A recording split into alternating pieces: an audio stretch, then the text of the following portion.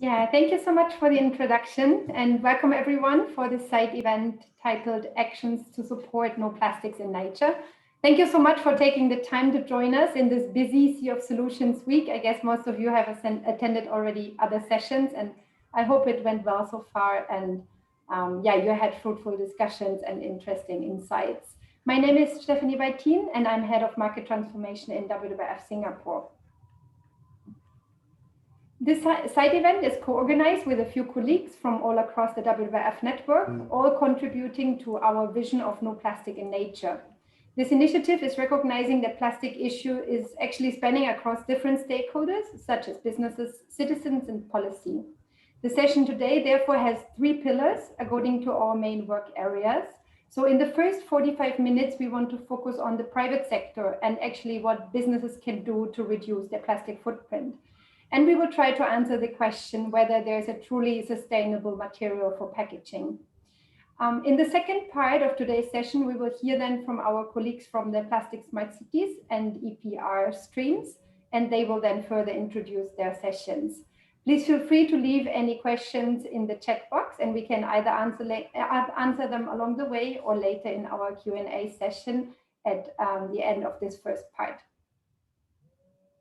Yeah, let me just quickly introduce the team that is on the call with you today from the WWF Singapore side. So besides myself, we have also Dr. Yvonne Lin, our materials expert, and Akila Samad, our market transformation manager. I would like to spend now just around a few minutes to give a bit more background information about our PACT program. So PACT stands for Plastic Action and was founded around 2 years ago. It acknowledges the important role that businesses play to solve the issue of overuse of plastics and plastic pollution. PACT works on 2 different approaches. So on the one side, we do have individual company commitments where businesses commit to drastically reduce their consumption of plastics. And then we work on sectoral collaboration where we target unnecessary plastics which are easiest to remove from an entire business model in order to create impact at scale. And finally, we provide businesses with guidance, resources, and tools to support them along the way. Yeah, many of you might be familiar with this overview. It is aligned to the Ellen MacArthur Foundation and the Circular Economy Principles. So our PACT guiding principles are to eliminate all unnecessary plastics and switch to better materials or better alternatives, to rethink business model and to reduce materials and increase recyclability. Then an important part is the better collection of packaging and better recycling, and of course to prevent plastics leaking into the nature. As for our sectoral collaboration, as mentioned, we are working across entire industry sectors to create an impact at scale and to avoid that maybe one forward-thinking company gets a backlash from the consumer. So in this case, WWF would own the narrative and helps bring different stakeholders together. And together with the industry expert, we identify the so-called low-hanging fruit to reduce unnecessary plastics. So we had, for example, a no straws pledge. We are charging on bags, and we have a food delivery pledge that was signed last year. With an automatic opt-out of cutlery, it saves 1 million pieces of plastics every week in Singapore. And where reduction is not possible, we recommend to switch to use alternatives which have a lower environmental impact. And there, obviously, all the companies we're working with, they were asking us, so what is the best alternative for plastics? And this is not simply to answer. And that is why we created the alternative materials tool, which we will more explain just after that. This tool offers businesses just a simple way to select materials with a lower environmental footprint. And Yvonne will tell us more about this. In addition to these tools that we are providing, we are also working on research projects. We host industry roundtables and events and fund conservation projects under PACT. Jumping now to our individual commitments, where I started, we work very closely with each of the businesses to set very specific goals and deadlines, and we provide them along the way with their challenges and measure their progress. And you can find our full impact report on the website plastic-action.asia. which already brings me to my last slide. These are the Singapore businesses that we are working across the different sectors. And we are also currently working with some regional players to expand PACT across Asia. And we would be delighted to welcome any new businesses to join us. So please feel free to reach out to me or the team. We are happy to get other partners on board. I'm also glad that we have one of our PACT champions with us today. It is actually Cloversoft, which has been a PACT member, a PACT champion since July 2019. And they are working with us towards the goal of eliminating unnecessary and unrecyclable plastics. As a manufacturer of household items, this was not an easy journey because packaging is very much part of your business. And we are very happy to have with us today Angela Sim. She's the CEO and founder of Cloversoft, and she will share with us her experiences and challenges. So Angela, if you could just unmute yourself and we stop the screen share. So, thanks, Stephanie. hello. Hi, hello. Hi. Yes, we are super glad to have you joining us here today. So maybe you can just share with us why you actually started this journey and why you joined us on PACT. Okay, so my co-founder Lynn, she happened to be the head of marketing at Cloversoft. She came to me and started sharing with me about WWF Pact, and the mission behind it, was so meaningful. Is the reduction of plastic. So I'll share a story. At Cloversoft, the reason why we created our wet wipes out of bamboo is for the same reason as what WWF PAC is trying to do, is to reduce the reliance on plastic. So for your information, all the wet wipes in the markets are made from plastic. And then, we chance upon this technology, which is unbleached bamboo. And with that, then, we started a journey marketing and selling Cloversoft unbleached bamboo wet wipes. So this WWF is also an organization that the two of us have always been interested in, because all that you are doing is really is driving a mission with great goals. So coincidentally, it just worked out so well, and we're so glad that you have us on board. Yeah, and thanks for joining. Maybe you can share a little bit more about the initiatives that you took to reduce plastic. Bamboo was certainly one part, but in terms of packaging, maybe you can share some more examples.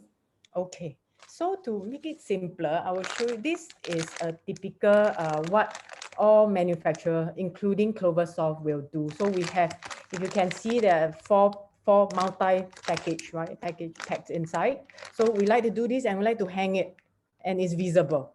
So what we did at Cloversoft beginning of this year was we took a decision to remove the outer packaging, and this is how we sell it now in the market. Yeah, so this is just one of those initiative we took.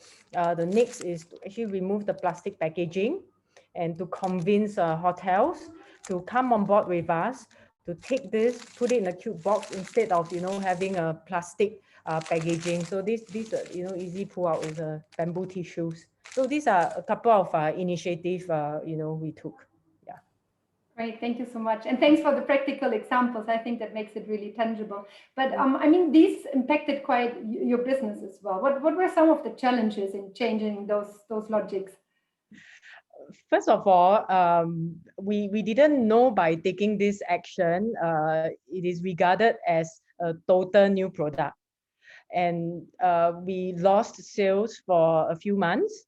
And on top of that, because it's a new product, we had to reinvest funds to have them listed back with our business partners, our customers, who are the retailer or supermarket, and all. Also, with this, from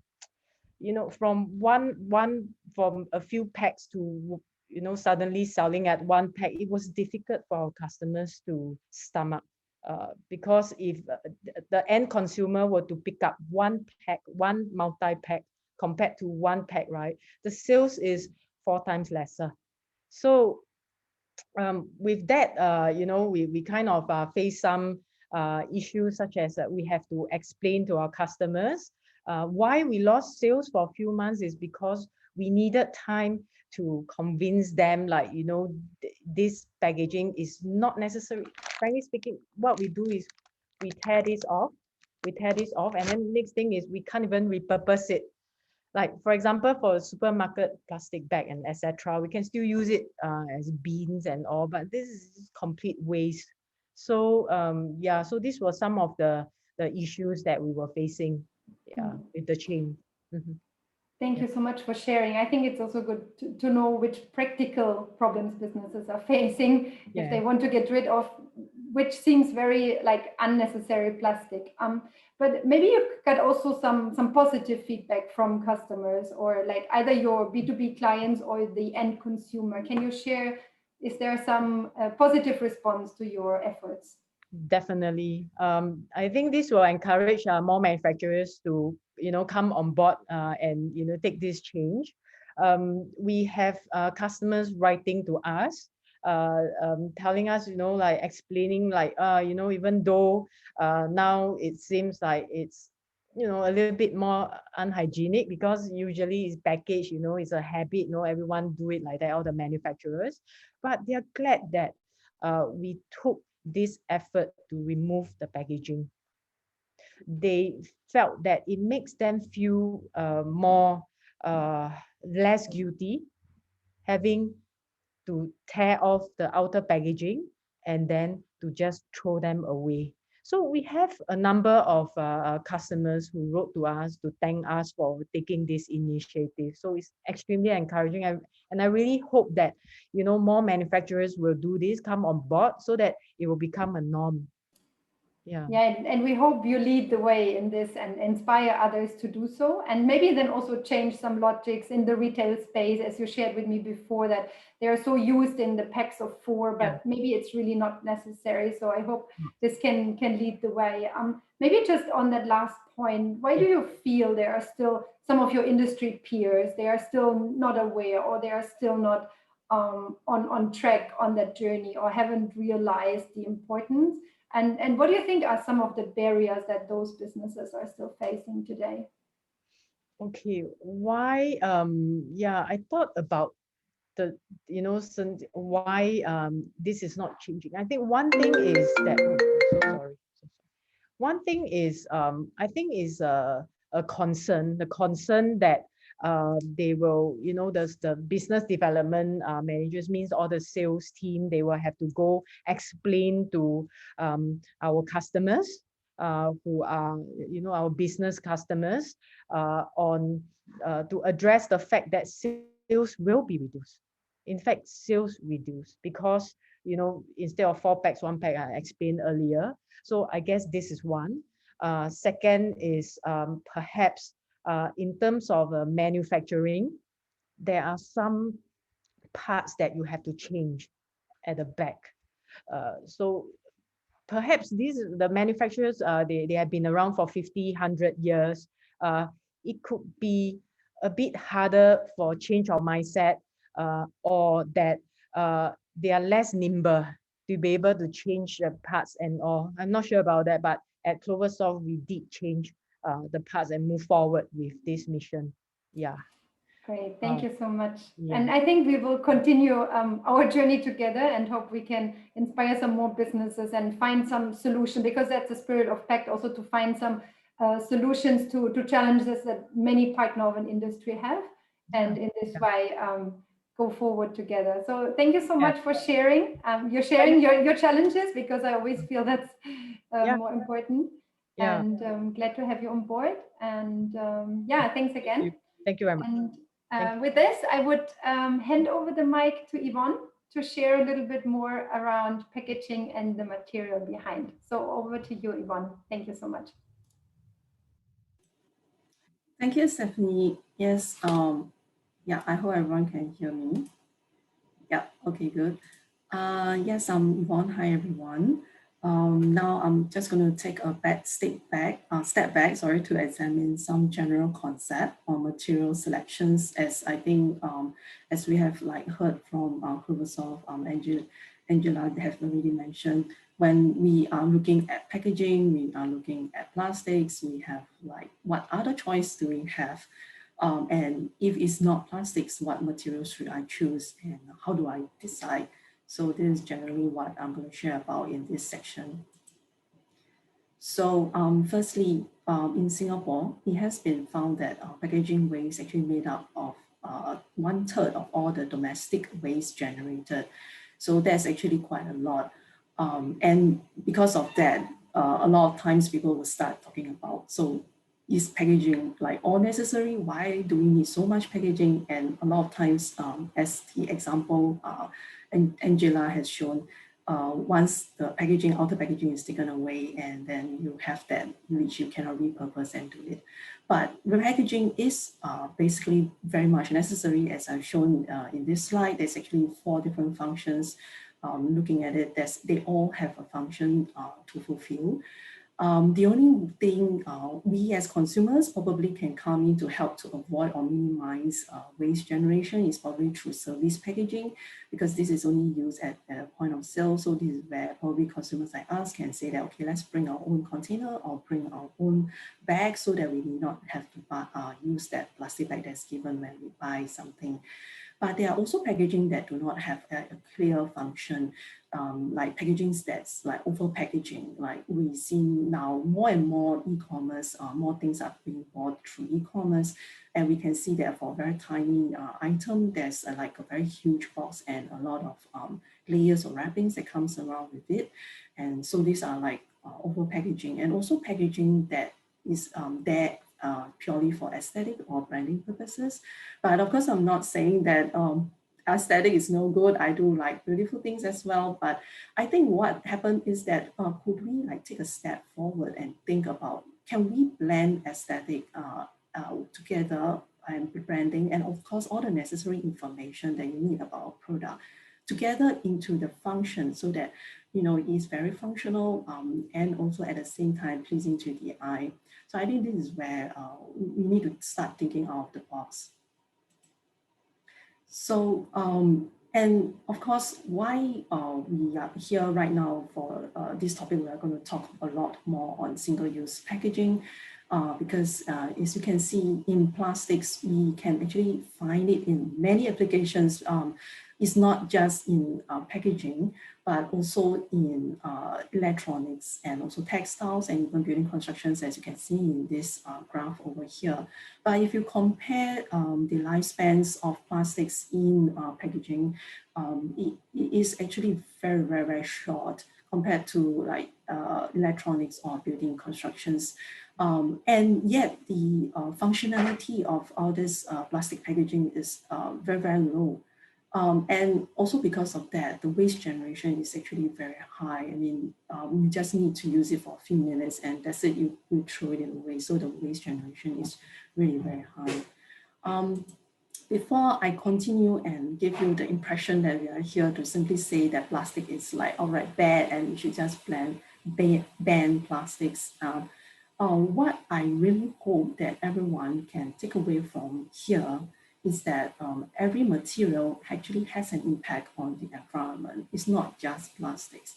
So it can take 10 or 20 years to maybe educate people, every one of us here. Now we are more clearly aware that the plastics is causing harm to the environment.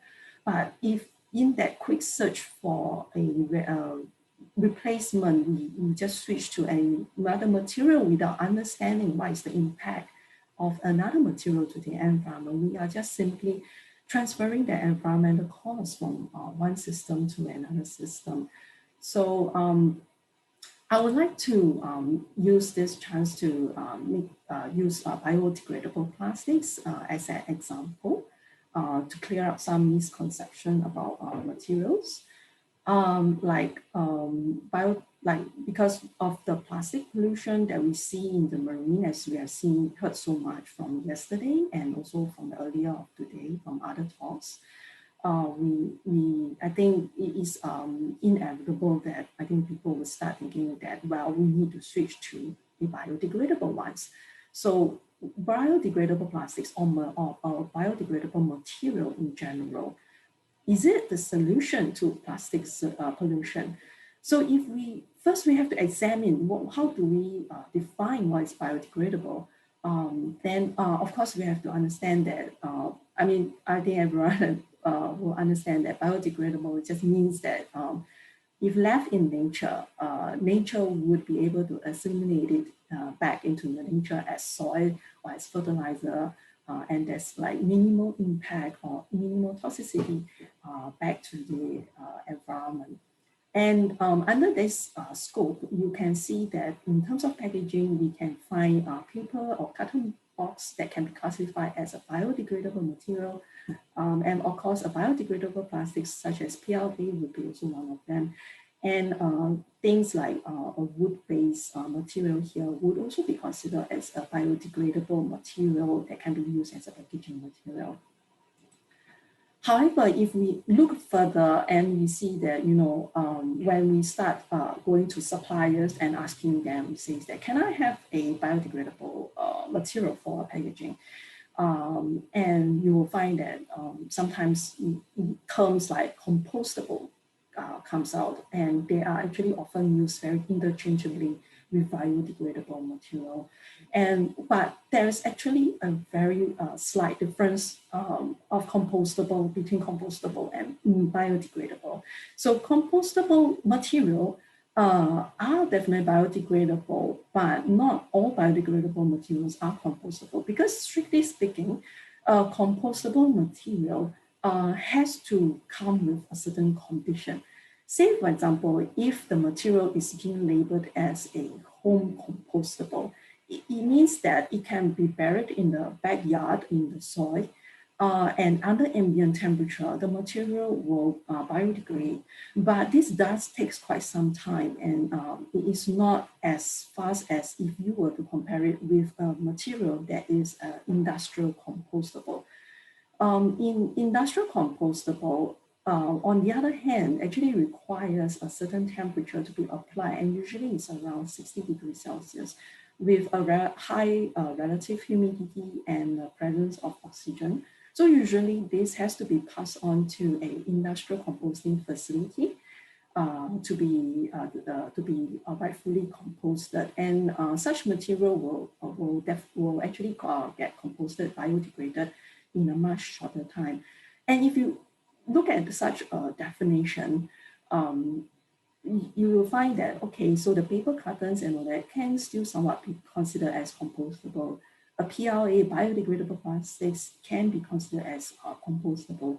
But the wood, just now that I showed earlier, would actually not be able to be considered as compostable. So that is the thing that probably people are not aware of, like a wood, which is such a natural material, is biodegradable but not compostable. And another term that may pop up during our search for that alternative material would be a plant-based material.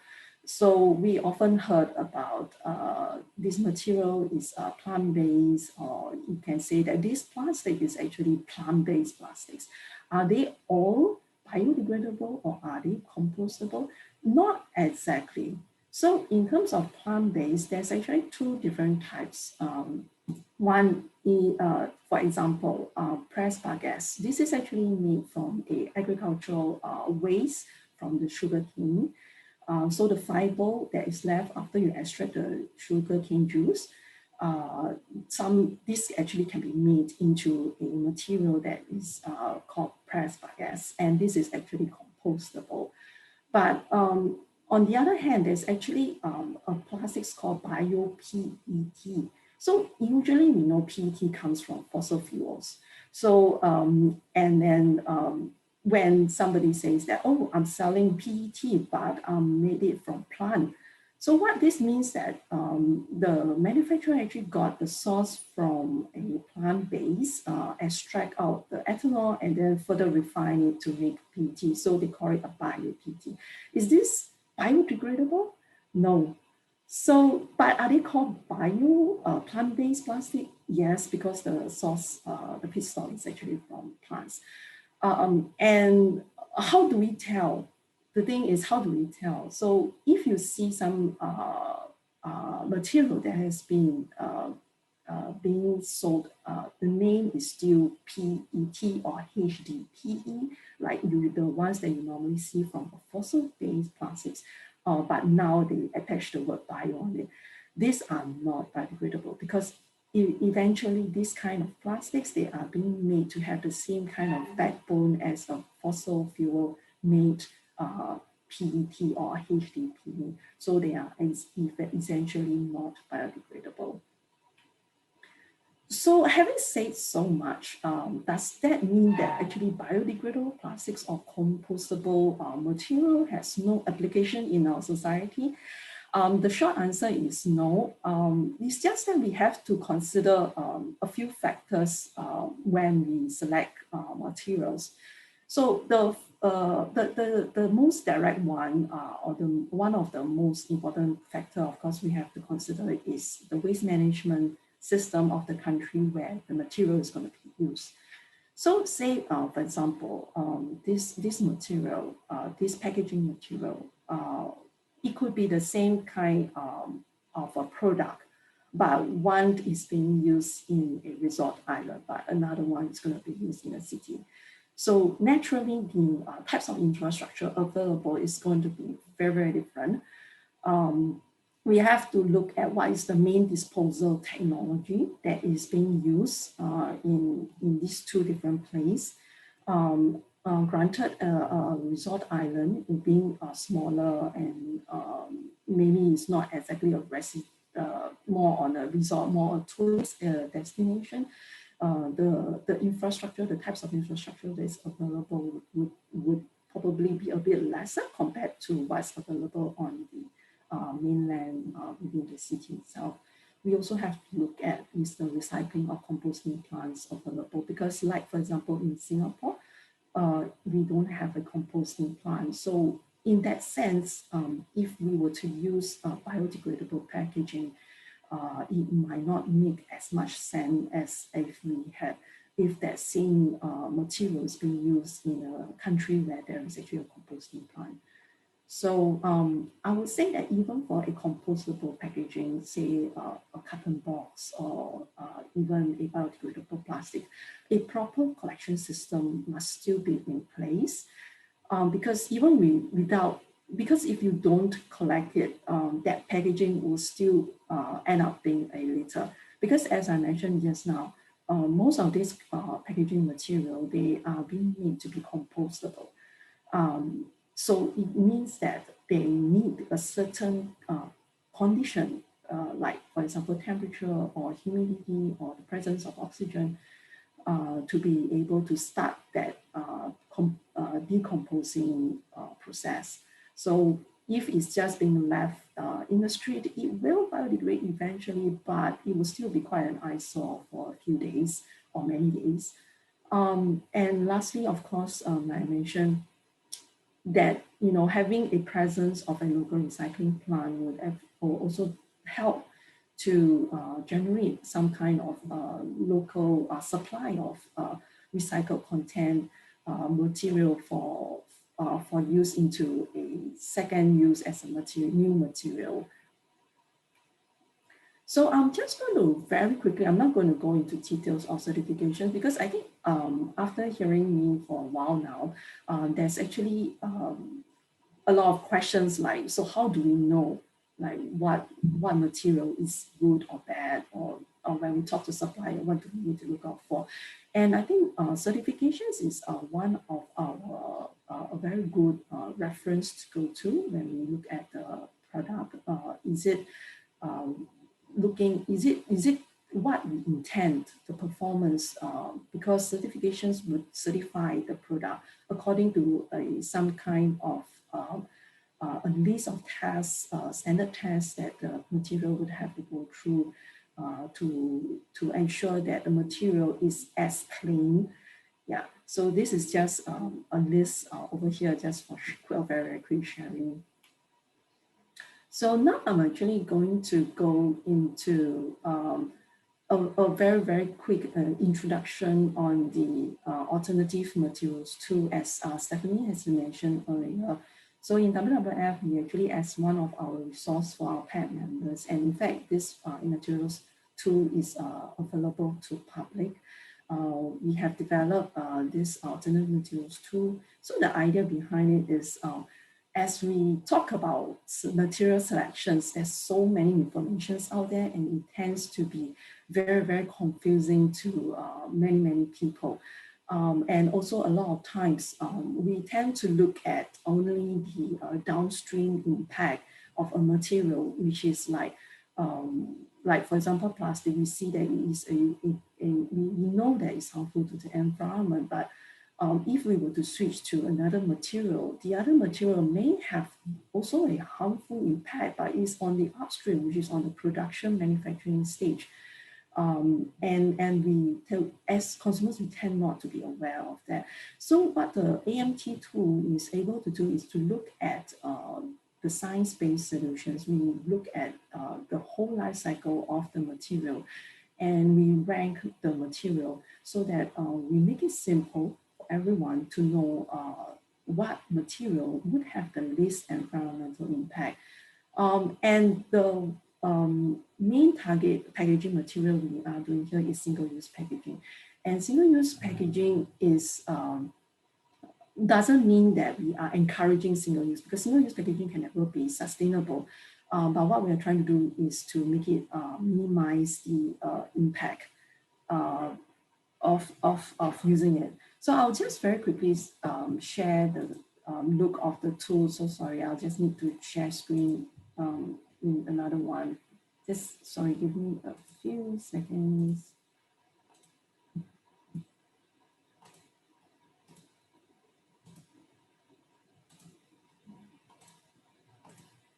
Okay, so this is the tool, and we just need to answer some very, very simple questions, and we can just look at, say, for example, bag single use, and there's a few countries that we can look at, and some packing functionalities which you can skip.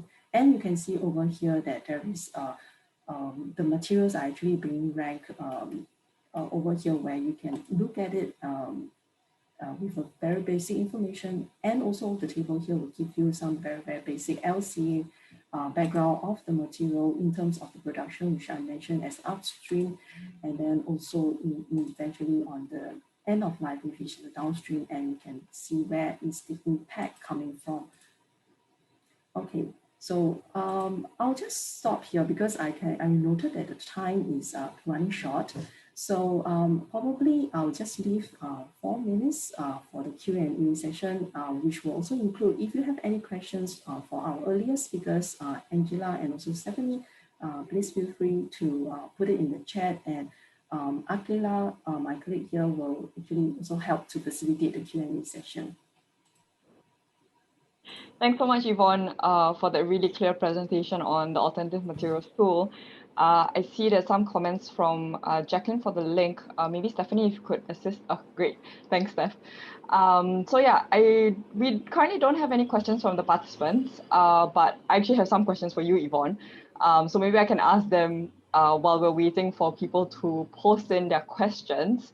So I'm sure you get this question a lot, what's the best and worst material that's been ranked in the alternative materials tool?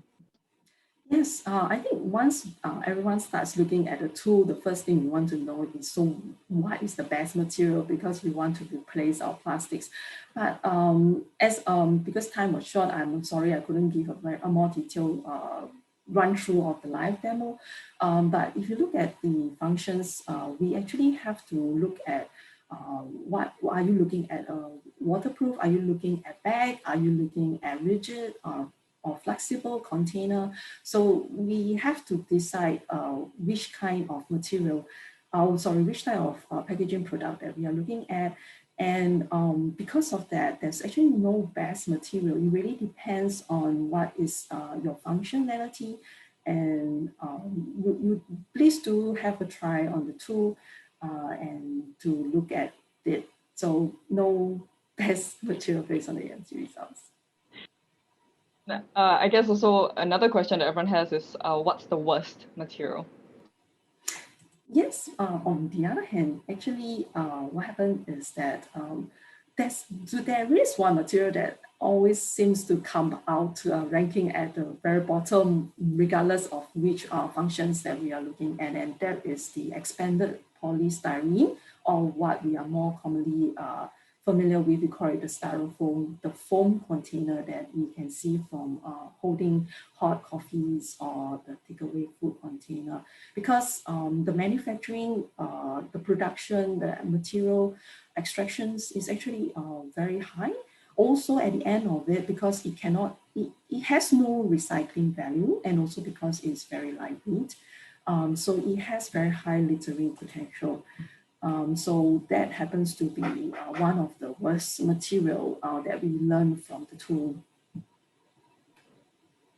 Okay, thanks, Yvonne. And maybe just a last question from me, since we're running a bit behind time. The alternative materials tool, it looks at more than 20 materials from my understanding. What about new material innovations? We've heard a lot about really exciting research and innovation around novel materials such as seaweed-based plastics or shrimp shell-based plastics. Are these materials also included in the tool? And yeah. Yes, I would say I'm always very, very excited when it comes to this sort of new materials, especially they are being made from a byproduct, which would actually end up being waste anyway. But unfortunately, because of we are basing on a life cycle calculations. So these new materials, unfortunately, does not have very detailed or complete data at the moment. So we are unable to rank them in this tool. Yeah. Still in the future, we can hope to see. Yes, these in materials, the right? future. Great. So yeah, I think we can wrap up the Q&A, but if there are any more questions, please put them in the chat, or you can also reach out to us at our email address. I'll post it in the chat as well. And also Stephanie's posted the link. There's a lot of information and resources about the tool there. Feel free to share it. So back to you, Yvonne. Thanks. Thank you, Akila. And yes, the first part of this session is completed. I'm now going to hand over to my colleague Yumi. So as Steph has introduced earlier, so as part of the WWF initiative on no plastics in nature, so Plastic Smart City and the EPR is the next two pillars that we will now share with everyone. So over to you, Yumi. Thank you so much, Yvonne. And thank you so much, Stephanie, for a great presentation. Thank you everyone for signing in today. As Yvonne and Stephanie mentioned, so as part of the No Plastic in Nature work that we're doing here in WWF, one of the three main pillars is what we call Plastic Smart Cities, where we work in a city level. And myself, I'm Yumi Nishikawa. I'm the regional coordinator for the Plastic Smart Cities work here in Asia. And we also have Tui, who is my colleague and the lead of the plastic work at WWF Vietnam, who will present to you later on as well. So just really shortly about Plastic Smart Cities in this region. As I mentioned, it's one of the three main pillars of our No Plastic in Nature work. And what sets us apart from the other sort of stream of work is that we look at the city level. We work in a municipality level and addressing major leakages points from there. And we also pilot different solutions across our pilot cities in Southeast Asia and China as well. And also our ambition is to start a global movement from the cities to be able to take this further and sort of lead the path for other cities to be able to change. So why cities? Cities are a major cause of the plastic crisis we're facing today. And in fact, 75% of plastic leakages in the ocean comes from uncollected waste. Given that the estimated 70% of the world population will be living in cities by 2050s, At the speed of urbanization we see, and if the projection of the future, we believe that cities will be at the forefront of our battle of plastic pollution, and therefore is an important partner for us, not just for WWF, but hopefully for also everyone in the call. Cities will be an important partner for us to start addressing the plastic issue together. And this is actually a real picture I took in Indonesia, in Muncar, and it's very disheartening to see. So plastic smart cities, what do we do? It's really two-pronged approaches. The first one, as I mentioned, is to kickstart a global movement and a knowledge sharing platform. And I also very much encourage everyone here today to visit our plasticsmartcities.org website, where we have different best practices to share, but also lessons learned from other cities around the world. And the second approach to our work is really the 25 pilot cities that I mentioned earlier. We have 25 cities spread across 5 countries, which is China, Hong Kong, Thailand, Vietnam, Philippines, and Indonesia. The reason why we work in these 5 countries is, as you may have guessed, these 5 countries are top polluters in terms of plastic pollution into our ocean. And therefore we felt like it's a good start. So for the first, as I mentioned, the website, I just wanted to introduce you quickly that, so this is what the website looks like. It's a very easy navigation across it. So please do visit. And if you have any questions, don't hesitate to reach out to myself, to any colleagues from the WWF team. So a little bit more about our pilot program. So this is what we get really excited about. The 25 cities listed here are more or less are confirmed, and we work across many different cities, and most of them are coastal cities. So they have direct impact of their waste have direct impact to our oceans. And we have a very exciting list, anything from Jakarta to smaller islands like Koh Samui and Phuket. So the work is very exciting, and we've only started our pilot program less than 2 years. So today I'm just going to share with you a little bit about what we're actually going to do in each of these cities. We call it the Plastic Smart Cities Strategic Framework. What we do when we enter a city is, first of all, once they have we have a city prioritization criteria, and once they've passed that, which the 25 cities have, we ask the cities to commit to the Plastic Smart City Pledge, which is a formal MOU that the city sign at the highest level, either from the mayor or the governor level, to sign with WWF to really indicate their intention of working with us.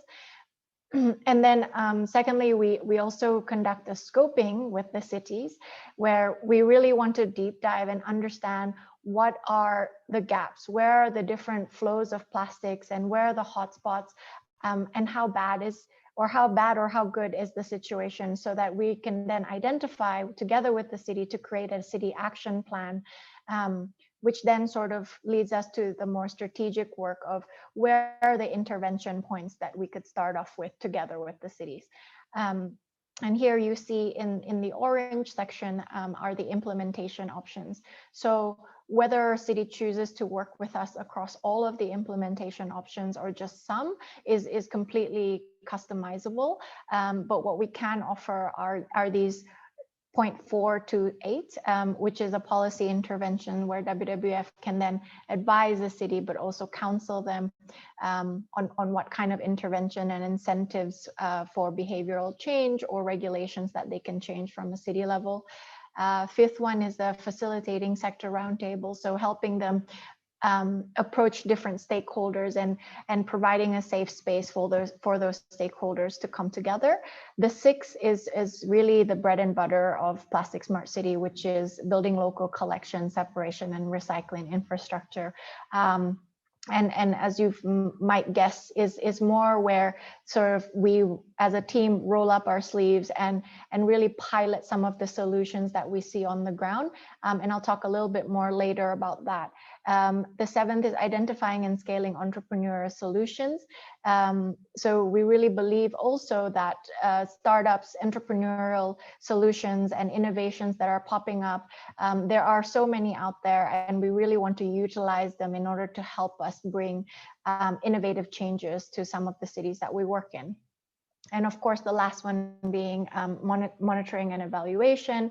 We also take a citizen science approach where we believe it's more of a communal, a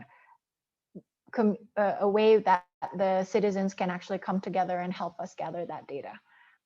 So plastic smart cities across the region, what's been happening over the last 2 years, or if I really was being honest, it's 18 months.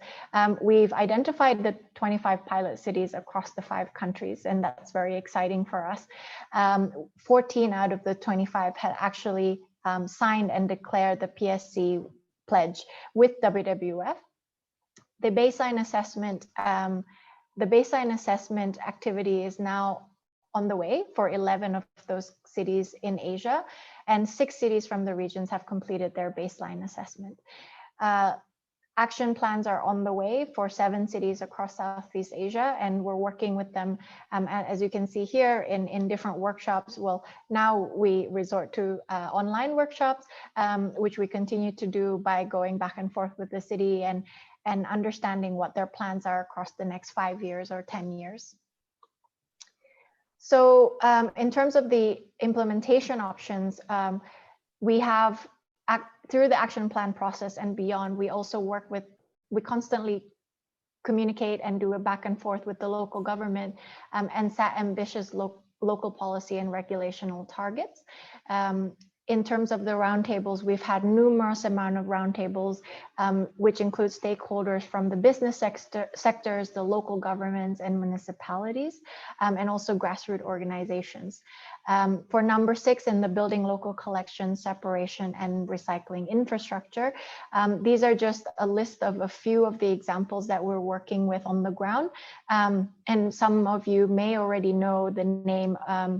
For example, in Indonesia, we're working with McKinsey.org to build an MRF, or material recovery facility, in Denpasar, which will then help us understand what are the sort of the ways in which we can improve and hopefully scale across not just Denpasar or Bali, but also across Indonesia. We're also working with Make a Change, which is a plastic catchment in rivers. It's a river boom or river trapper technology that we're placing and we're testing out in Denpasar as we speak. And there's many others, for example, in Longan, which my colleague Tui will talk to you more about later, is improving and expanding collection and sorting in Longan City. And what we really believe is through these pilot demonstrations and through these small scale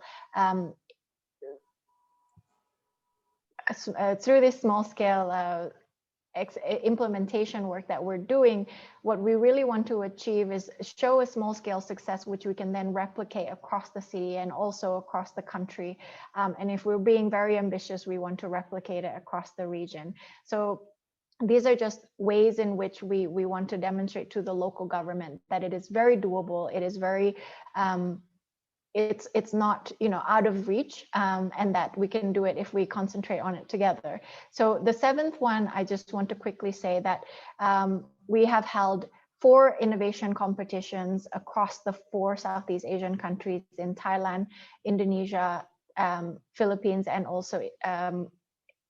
also Vietnam, where we've had a total of 21 winners, and we're currently working with the 21 winners of the innovation competition through an incubation process, which we will then match with our 25 pilot cities and see which ones are able to be piloted and scaled further within those cities. So it is a very exciting journey that we are undertaking right now. And with that, please ask any questions. If you have any feedback as well, we'll also very much welcome. Please put anything or your thoughts on screen. I want to hand my next presentation to Tui, who is our plastic lead in WWF Vietnam, who'll do a further deep dive on plastic smart cities work in the Vietnam office. Yes, thank you, Yumi, and welcome. Hello to everyone. It's my pleasure to present with you about our plastic smart city in Vietnam. So please, Yumi, continue. Yeah, and, for the whole country, we for those cities we are working on the plastic smart city. We follow the framework which Yumi just presented to you a few minutes earlier. For the commitment, so far we have secured the commitment from 5 cities, including Phú Quốc in Kiên Giang province, Rạch Giá city in Kiên Giang province, Tân An city in Long An province, and Thanh Khê district in Da Nang city, and Phú Yên province. And for the scoping study, we have completed for Phú Quốc, Rạch Giá, Tân An, Thanh Khê, and Phú Yên. These 5 cities, we just having the commitment. And for the action plan, normally it will follow the commitment within 6 months. And so far we have Phú Quốc is already approved the 5-year, more than 5-year action plan up to 2025. And we are expecting 2 more action plan of Tân An, Thanh Khê, and Phú Yên. Actually 3 of them are soon to be approved within next month. So continue, please.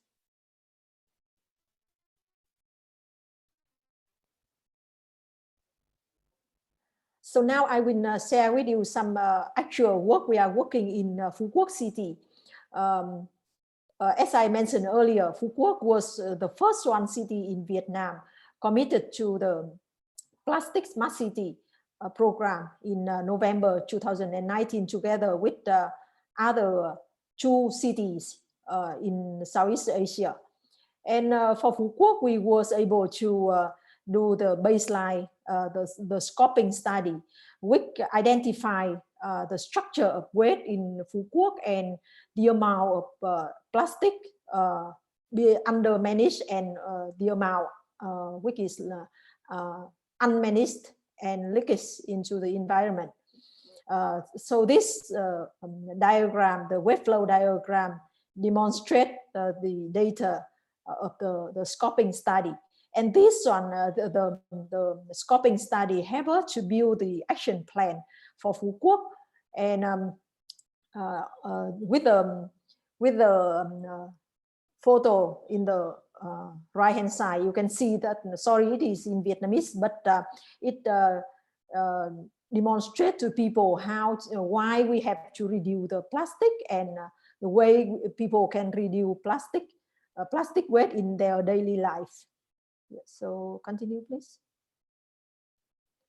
And yes, in Phú Quốc, we have been successful with the policy advocacy by working with the local authority. And the first was in June last year.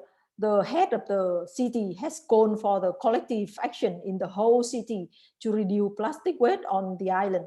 And from that day, he stated that every month, the first Saturday will be the day for Phú Quốc environment, where people will, all people on the island will join the effort to clean up the island. So up to date, we have 11 cleanup, and about almost 40,000 people have been participated in those activities, and about 350 tons of waste has been collected through this event. And WWF also helping to facilitate the sector roundtable. We was successful to secure the commitment from 20 big hotel on the island, hotel and tour operator, and also other 20 F&B businesses committed to reducing plastic waste in their operation. I expand a little bit here.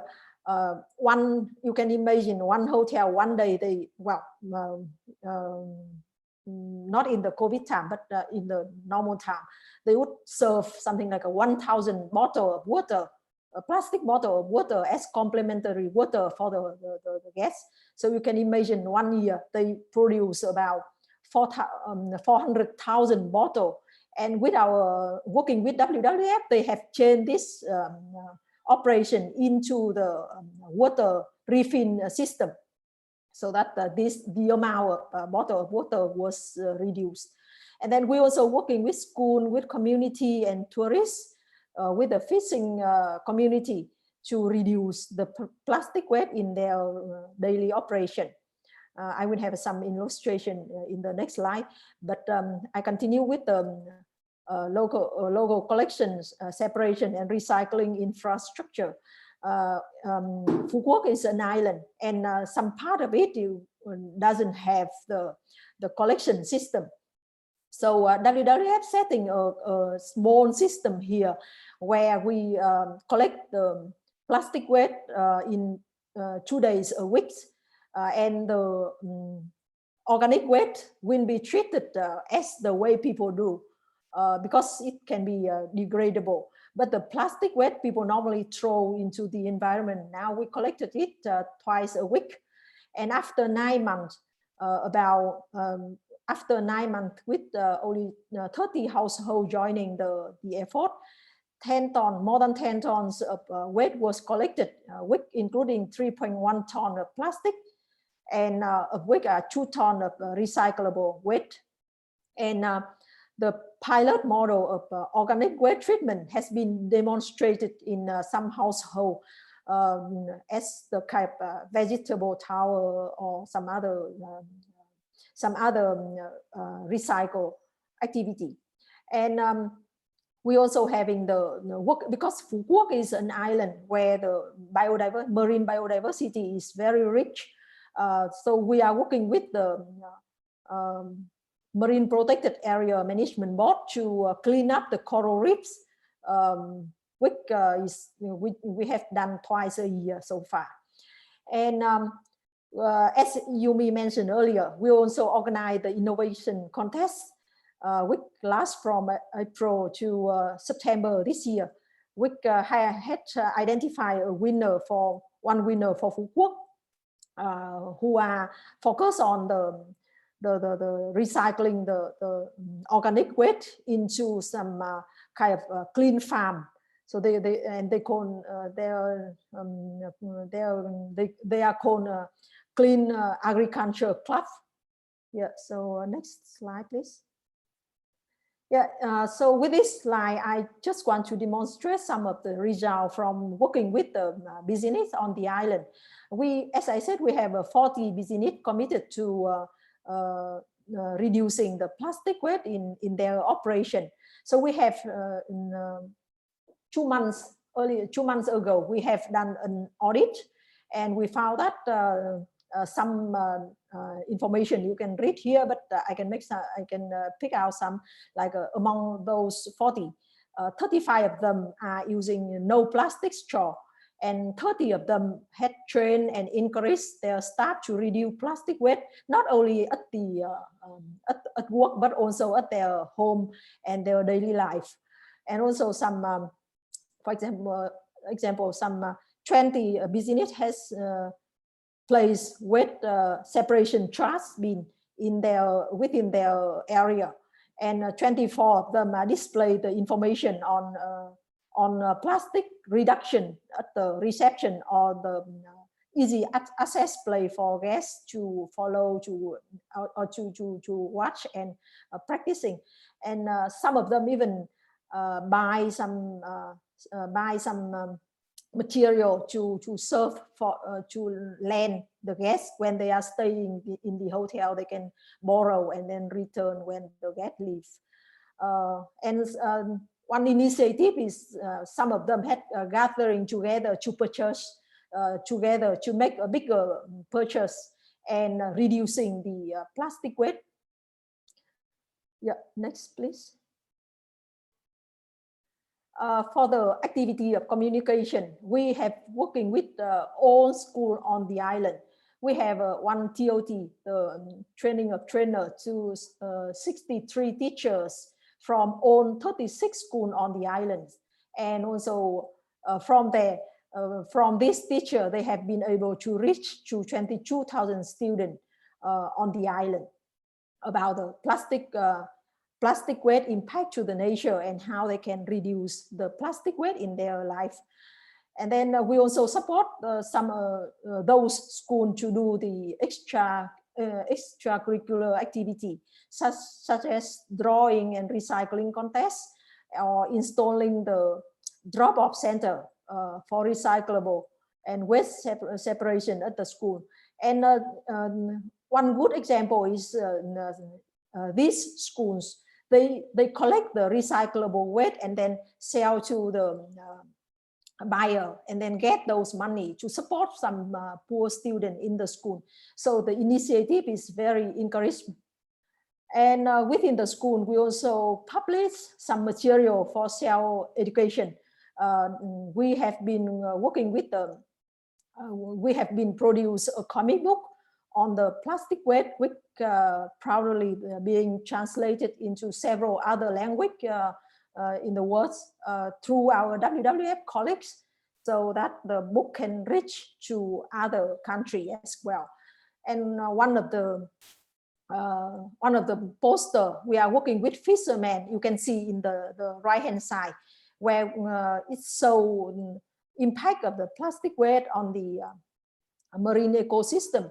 And for the 4 small picture in this big poster, we actually put some kind of poem here. You cannot read it, but it's kind of a poem in Vietnamese. So the man and people can easily remember the message. And then we're also working with the tourists and local people through events, beach cleanup, and then with the fishing boat, as I mentioned, we also show them.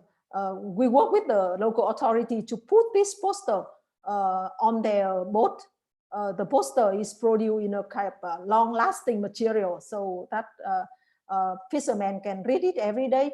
And when they are coming back to the harbor, the management of the harbor will check their boat if they bring back their weight or not. Yeah, next, please.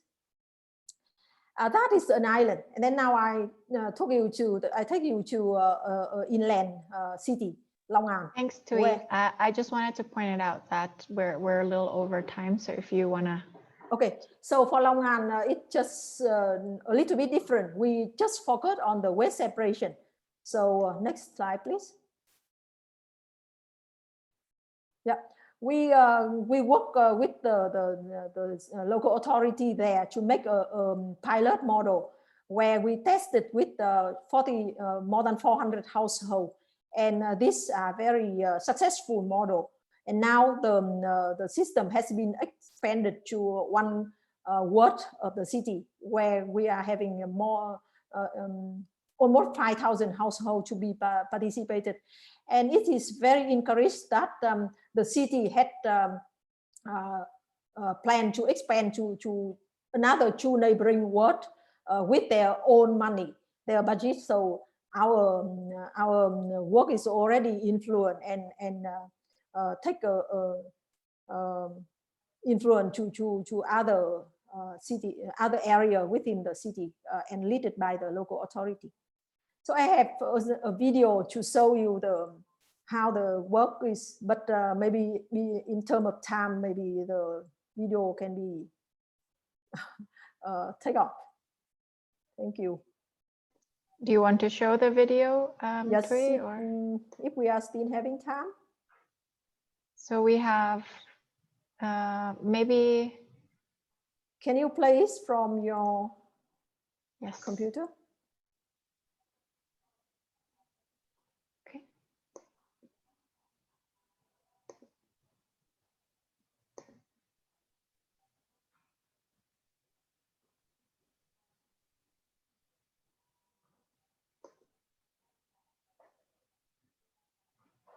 We don't hear the sound.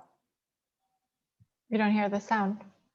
Yeah, but anyway, we can go quick. You can. I think what we can do is share the video on the chat for anyone who wants to see it, and maybe give Jaslyn the next, since we only have 15 minutes left. Would that be okay, Thuy? Yes, thank you. Great. Sure. Sorry about that, everyone. So The next speaker, so Plastic Smart City, that is our program and a very deep dive onto some of the work that we're doing in Vietnam. Thank you so much, Thuy. That was very exciting and very happy to see that Long An is taking it up to 2 more wards. We want to hand it over to Jaslyn, who is leading the extended producer responsibility work here at WWF for the region as well. Thank you so much, Yumi. Hi everyone. Thank you for joining us today. I'm Jaslyn. I'm currently the Southeast Asia EPR Regional Coordinator of WWF. Currently, I'm based in Kuala Lumpur. So I'll just quickly share with you the key content of my presentation for today.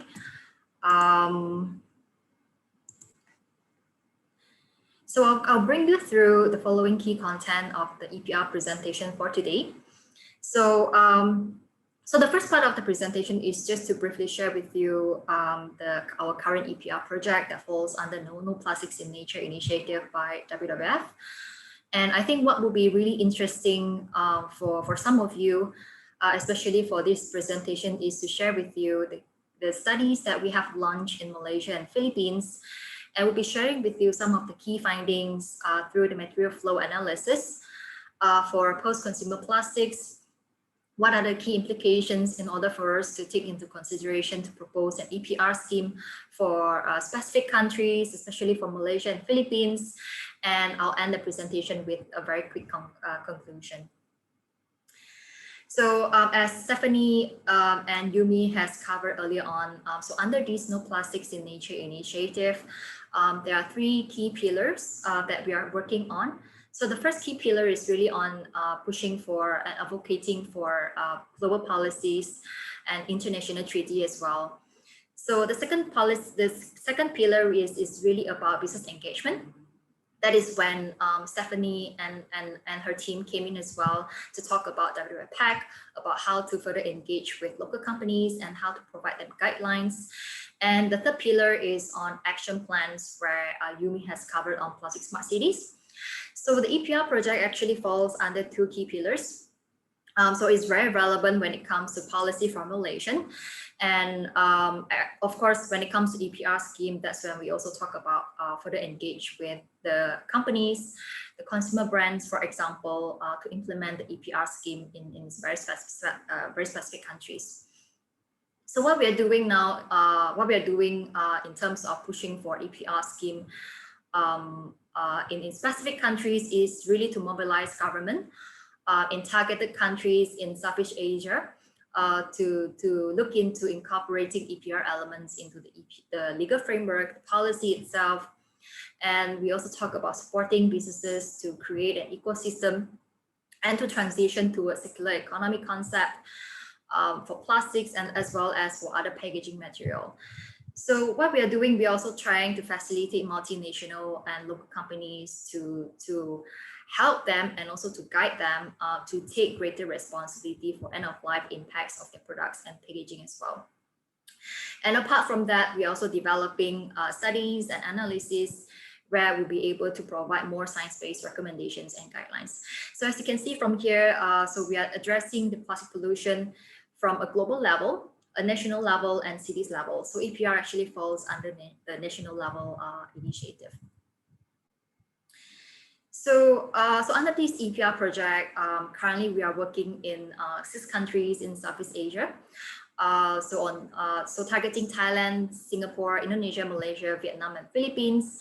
And this year we started to expand our EPR project to some other countries as well, including China, India, Kenya, and South Africa as well.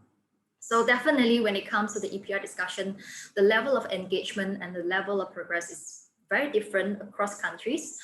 So I'll be sharing with you some of the key findings that we have found out through the studies that we have conducted in Malaysia and Philippines later on. So what is really EPR? Extended Producer Responsibility, in short EPR. So it is really a concept where the producers will take greater responsibility for their for the end-of-life products management and for their packaging as well. So it is really about encouraging product eco-design, and also improving product or even packaging design as well, which emphasize a lot on reduction, reuse model, switch to higher recyclability of products and packaging materials, increase recycled content in the packaging and product itself. And so why EPR is such a well-known scheme that have been implemented in other countries is because there has been significant reduction when it comes to environmental impacts, mainly because there is an increased end-of-life product waste collection, treatment, reuse, better recycling infrastructure, for example, and greater material recovery to extend the life cycle of the materials that have been used by the producers in their products and in their packaging as well. And of course, we also talk about reduction of virgin material use.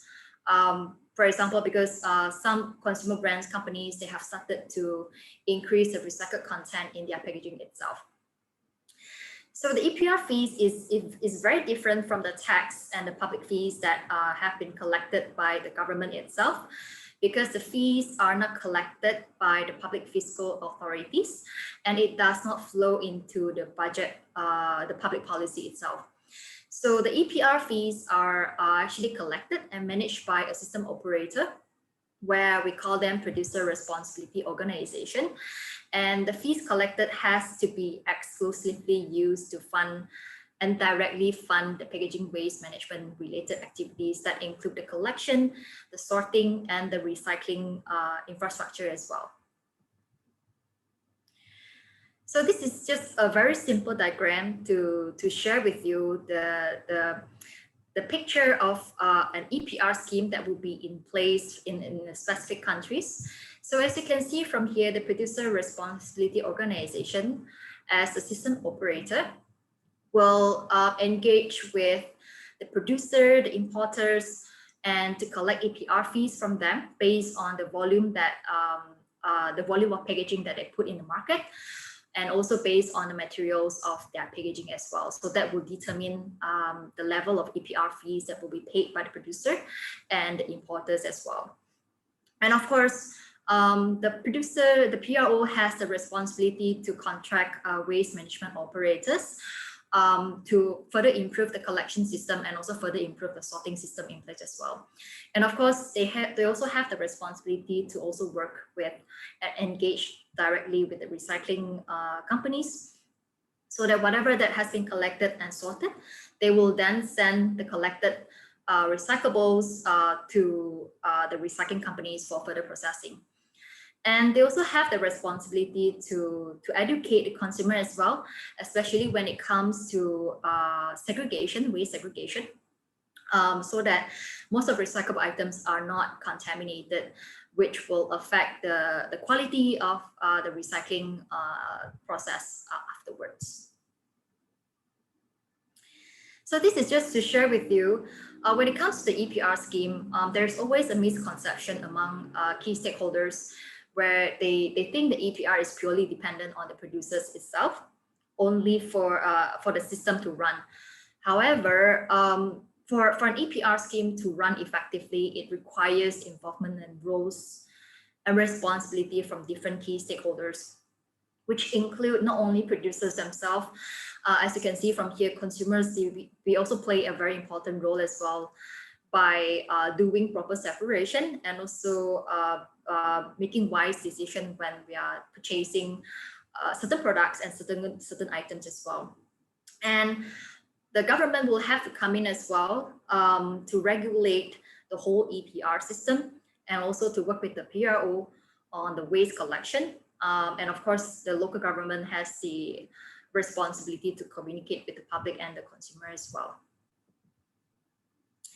So why EPR scheme has is such a strong concept and has been implemented successfully in some countries, like for example, Taiwan, South Africa's EPR scheme has been implemented there for over 10 years.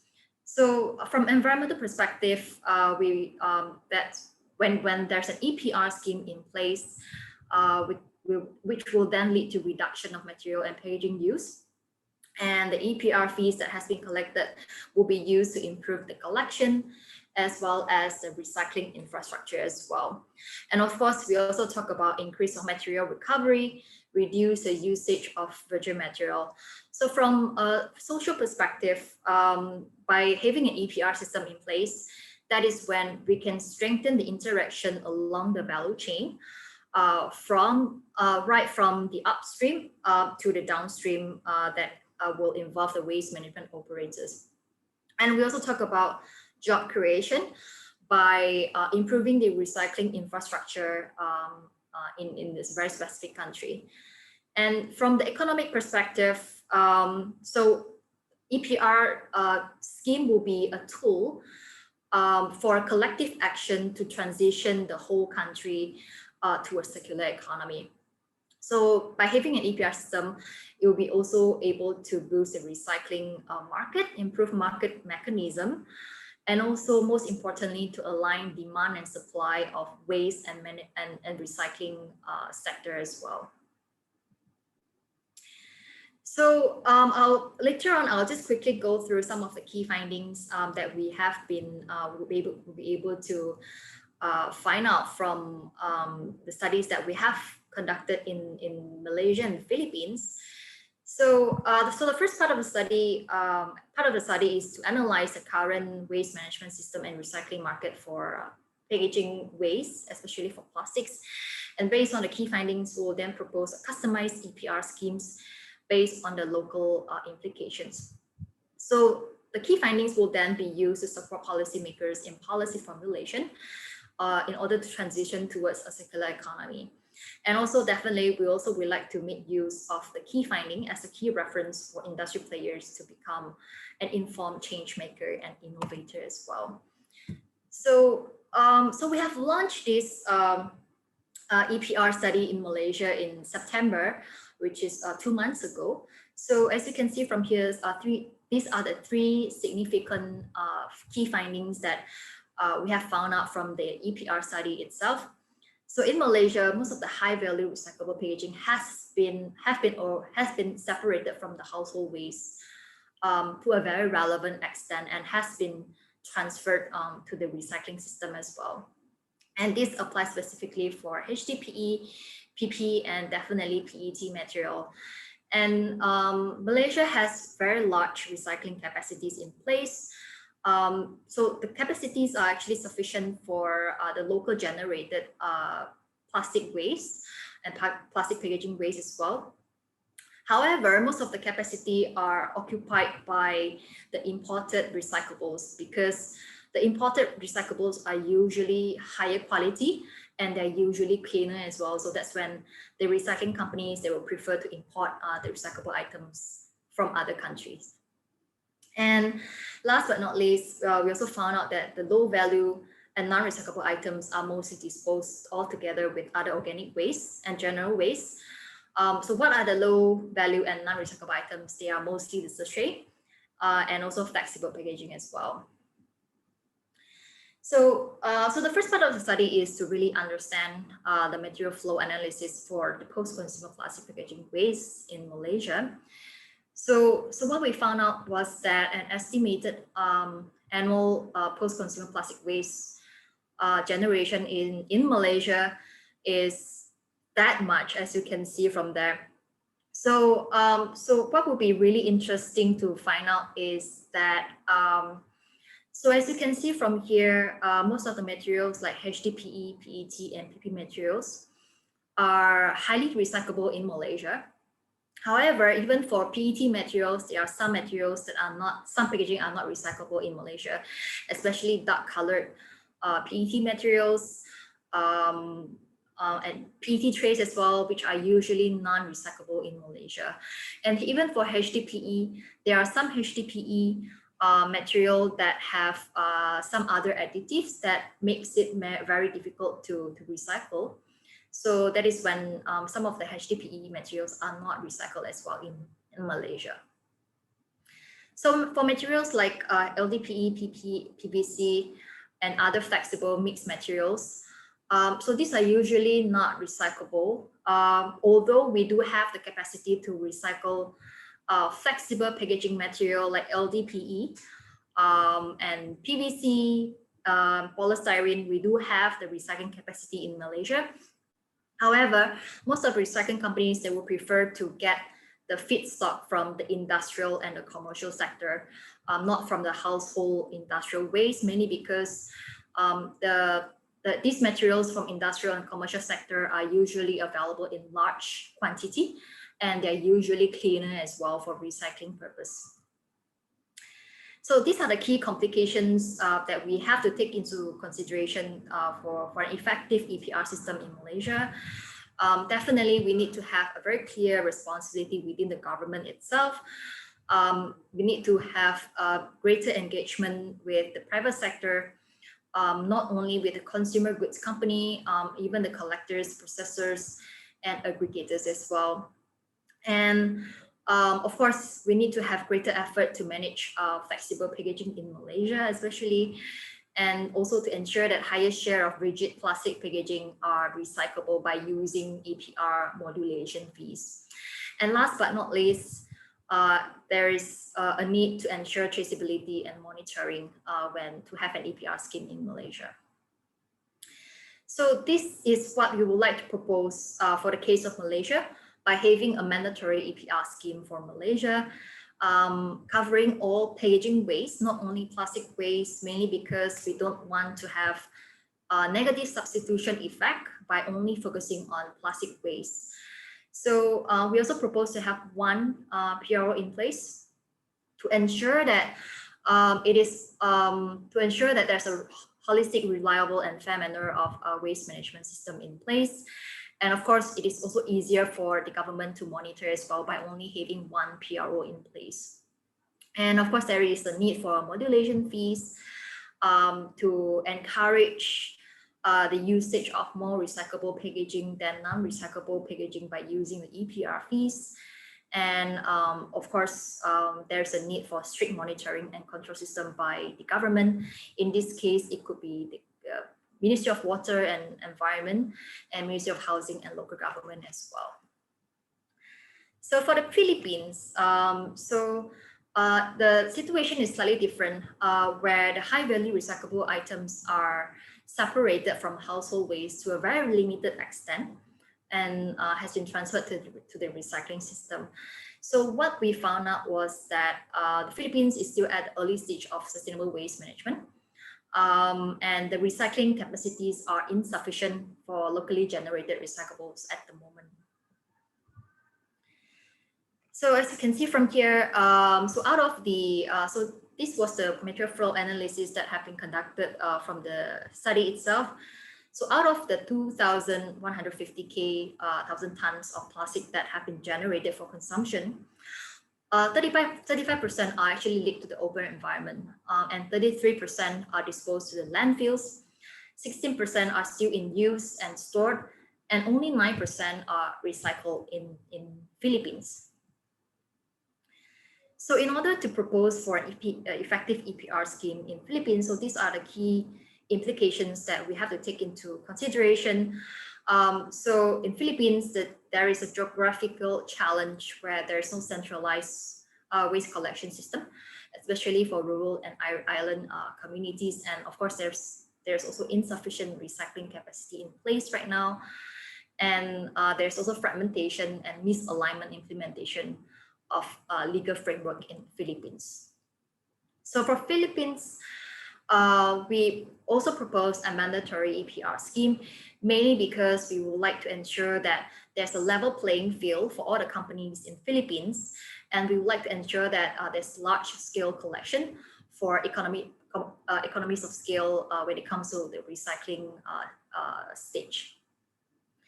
And similar to the situation in Malaysia, there's a need to include all system-relevant packaging, not only plastic materials. And we also propose one PRO in place. And what's different is that there is a need to further improve the recycling capacity in place in Philippines right now by using the additional resources from the EPR fees that have been collected from the producers and from the importers. So when it comes to the plastic pollution issues that we are addressing right now, it is actually too big for any one of us to do it alone. So in this case, for successful implementation of EPR, that is when we also need a collective efforts from everybody as well, including the government, the business, consumers, and of course the civil society and the education system as well. So with that, I will end my presentation. I think we are running out a bit of time. So I'll just just proceed to see if there's any questions from any of you that will address some of your questions right now.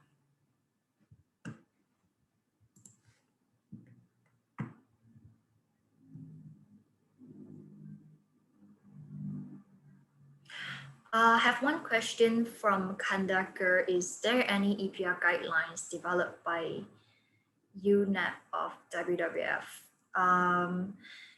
We do have some materials that we'll be able to share with you. So I'll share some of the EPR, WWF EPR webpage link here, where we'll be able to get some of the recently launched EPR reports in Malaysia and Philippines. And we have also developed quite a number of materials as well. The EPR fact sheet, for example, and some of the key principles when it comes to the EPR implementation as well.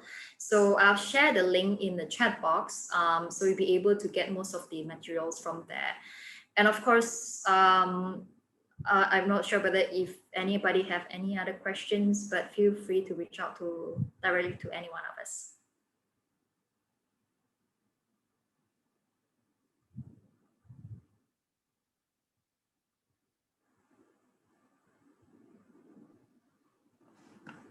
Hi Yumi, I think we have one question from Krisha, where she mentioned about the plastic smart cities in Philippines, and she asked if there's any insights that can help them to move forward a product refilling system in Philippines.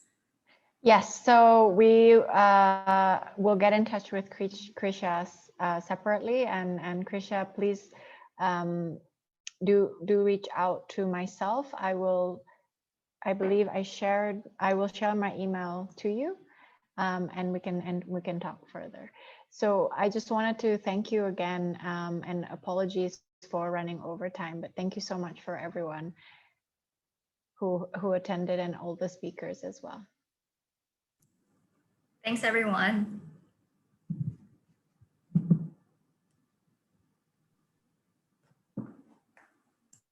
Thank you everyone for attending the Sea of Solutions 2020, as well as today's session, although it went over time, but I'm sure it was a very informative and insightful session. And this is the last session for today. There won't be any upcoming sessions, but please join the Jubileo community link that you have to explore other sessions, events, or even chat with your fellow attendees for tomorrow if you plan to join. And have a great evening, afternoon, or morning, whatever time zones you are. Thank you.